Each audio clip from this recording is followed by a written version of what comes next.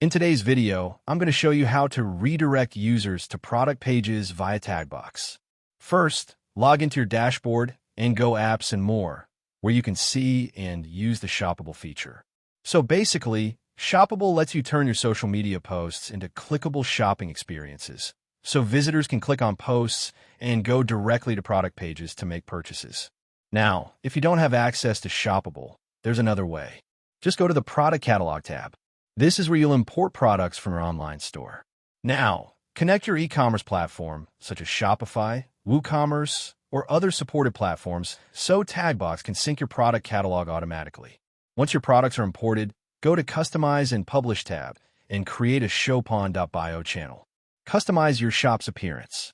Now, whenever users visit your shoppable page, they can just switch to the Products tab, and they can be redirected directly to the linked product pages. Make sure you publish your shoppable link and place it in your Instagram or TikTok bio so followers can browse and shop your products easily. And that's it. Thank you for watching this video. Please feel free to use the affiliate link in the description.